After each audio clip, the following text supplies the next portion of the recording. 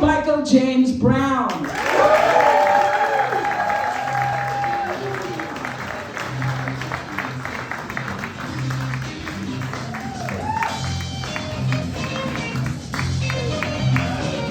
Keep it going for Melissa.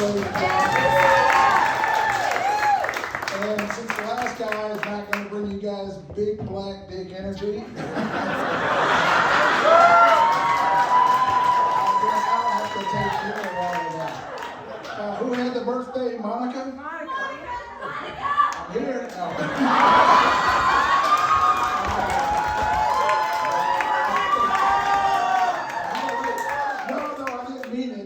But I'm here now. All right, hey, thank you guys very much for coming out tonight. It's my very first time in Temecula. I heard so much about this club and the space and everything, and I think they didn't give enough service to the fact that this is the first sold-out show for was Empire Comedy for the year. So give yourself a round of applause for coming out, supporting comedy, and all of that stuff. After a recent show, a couple of the comics and I went to Denny's after the show. Yep, Denny's is a wash-up place where we go after the show, we talk about the audience, talk about things, etc. We're at Denny's 2 o'clock in the morning. We watch a car pull in, we watch a police car pull behind that car. Police gave the driver a ticket at Denny's at 2 o'clock in the morning. And I'm thinking that goes against everything we believe as little kids, right? I'm thinking if you, whatever questionable thing you're doing at 2 o'clock in the morning and you make it to a Denny's, Denny's should be base. So after Denny's, I'm sorry about that. We were at the grocery store, we were watching a little kid. How many parents are here by the, right now? You, sir, how many kids do you have? How old are your kid? He's 27. You're adult? How old is your adult? Okay. I'm thinking, so a lot of folks, people aren't raising their kids like a lot of us were raised back in the day, right? Can we agree? Right? Okay. I'm in the store, I'm watching a little kid, he's running around knocking everything off the shelf. His mom looks at him, she's running, time out, mister, time out. Mommy says time out. He looked at her and says, time out, you're not the boss of me. And I sat there for a couple of seconds and go, not the boss of me? I've never heard such a thing like that. I was thinking if I said some shit like that to my mom, I know exactly what I look like right now. Yeah, you ever see Daffy Duck get his beak slapped off in cartoons? Right? So my mom, and we talk about it now, single mom most of the time. There was a lot of things we couldn't have as a kid, but we didn't understand it. But we used to gang up on my mom just to get the things that we thought we wanted, right? So my mom, one thing she enjoyed that she just wanted to have by herself, ginger snap cookies.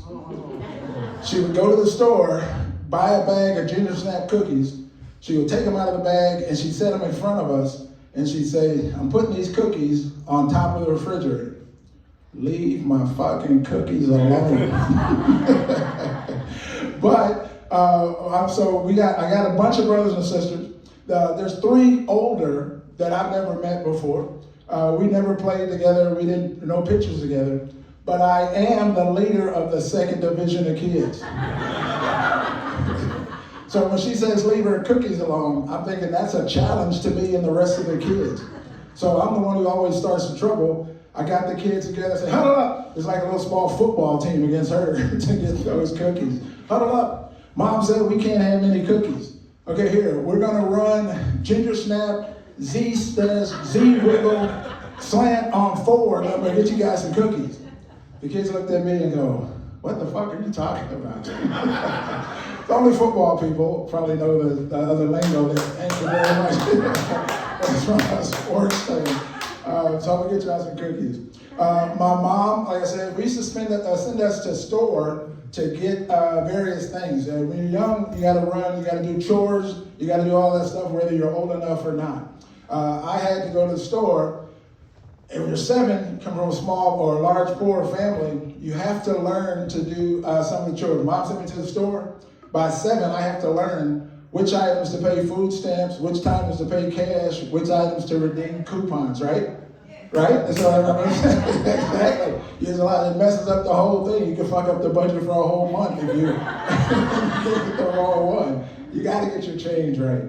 A lot of great stuff, and this has been a great career, great traveling. I love coming to new places, seeing things, experiencing all the different stuff. I was when I first came to San Diego, a lot of great stuff to see, and I'm asking everybody, where should I go to have a great time at the beach? They looked at me and they said, Mike, I think you should go to Black's Beach. And I'm thinking, man, we got our own beach out here. But I go out, take a look, there's no other brothers on the beach. Kind of like here tonight, right? No other beach anywhere, and I'm thinking they named this wrong. Instead of Black's Beach, they should have called this Old Wrinkle White Man Beach. Gravity is very kind to old men. You see him walking, making 3 tracks in the sand. I couldn't do this in my 40s. So a lot of great stuff. Recently, went from Southern California out to Texas. 11 hours driving in the car, trapped in the car, going out to Texas from San Diego. I now love country music. Yeah, can you see me singing country songs on TV? Be like, hey, honey, come here quick. It looks like Soul Train, but it sounds like hee-haw. What the fuck? So, a lot of great stuff. You go through Texas, to get to Texas, you gotta go through Arizona and New Mexico. New Mexico, you're driving, there's nothing really to see. I see a sign, the sign says White Sands Missile Range. Well, that's great, that's interesting. And underneath, in small print, it says, closed to the public. I'm thinking that's great because it's the last thing we need in this country is a fucking public missile range. Right? And I think they had to put the last part, closed to public, because there were people backing up, beep, beep, with all missiles and shit. Yeah, where does your mom live exactly? What time will she be home? So you got to go through Arizona. Arizona, same thing, nothing to see. I see a sign that says Arizona Viewpoint. I go, what could that possibly be? So I take the turn. I go a couple turns. I go see Arizona Viewpoint. There's a bunch of Arizona cars looking at pictures of San Diego beaches.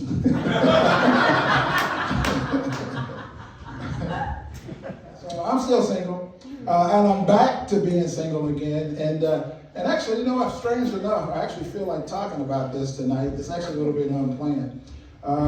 I'm single again. My daughter is 22, so I'm making my dating profiles. I had her when I was 41. So think about it logically. If I was 41 and I had my daughter and she's 22, that means my dating age profile is 53, right?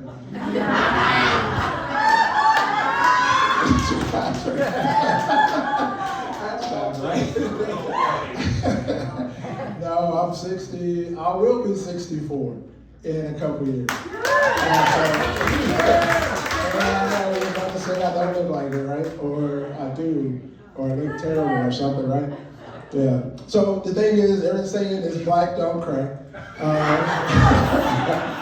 But it does. It's not on the outside, it's on the inside. I'm all fucking cracked up. I do a bunch of stuff anyway. Exactly right. It's just totally real. Anybody play any sports? Basketball? No basketball. Baseball, football. Okay. I was, all right, so I played, I played basketball. College, I went to 2 colleges, played basketball.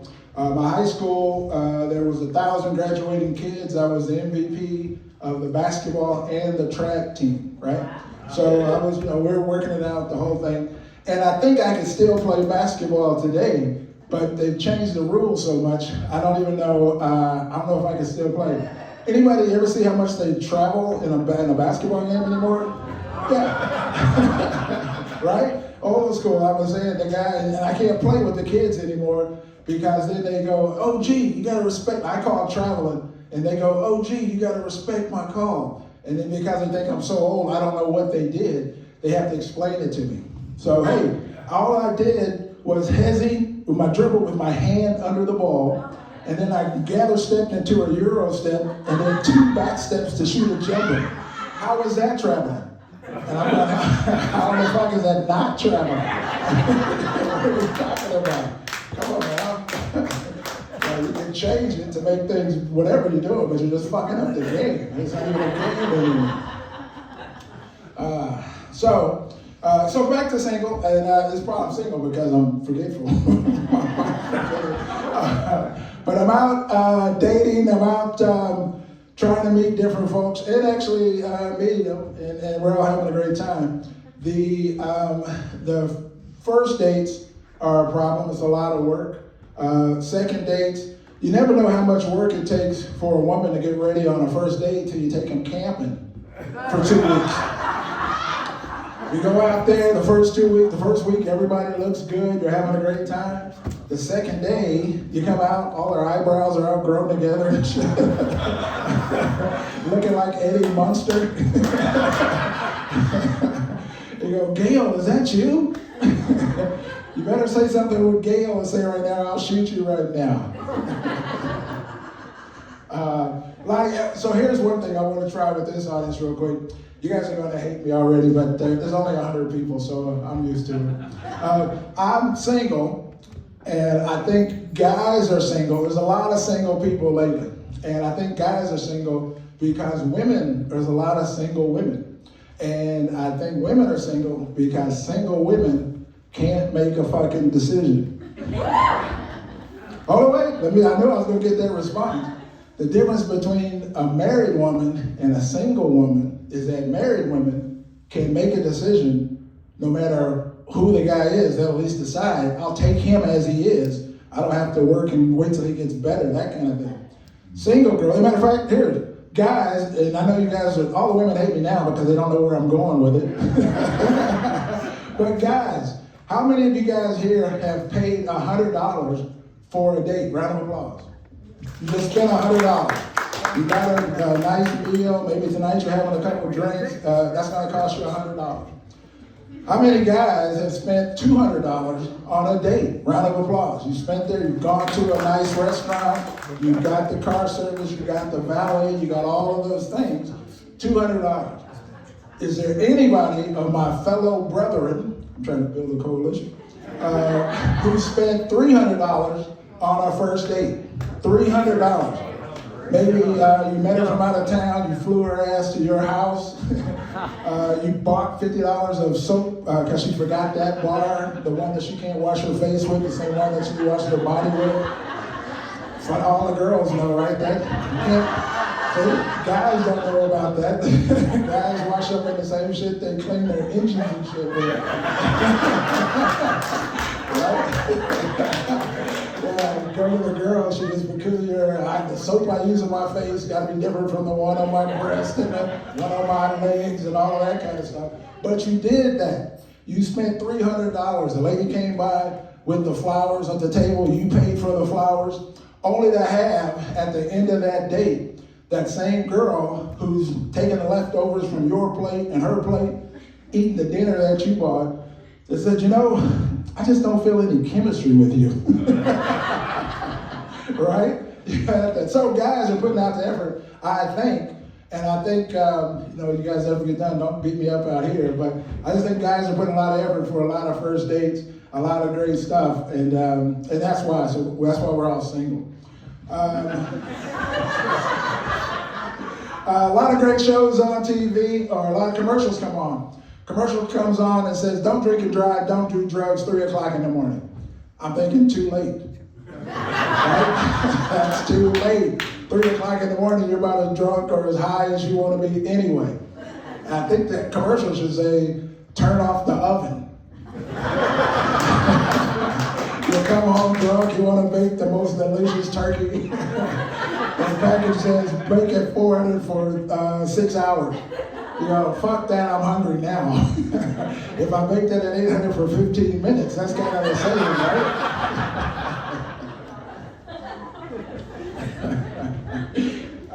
So we're having a good time tonight. We're having a great time tonight, and I really appreciate the time to come out and knock around with you guys. There's a commercial coming on, and I do a quick PSA. The commercial is about drinking and driving. Okay, and I think they're going about it incorrectly. So instead of all the commercials and all of that stuff, I think they should just make slower, softer cars. Right? We're having a couple of drinks tonight, and the bartender says, "Hey, Mike, you're way too drunk to drive this car home." And he gives you the keys to a big orange Nerf car. You get up in the morning, Nerf cars all turned over in your neighborhood and shit. And you say, "We had a great time at the Michael James Brown show. Let's get up and do that again." Thank you guys very much. Thank you.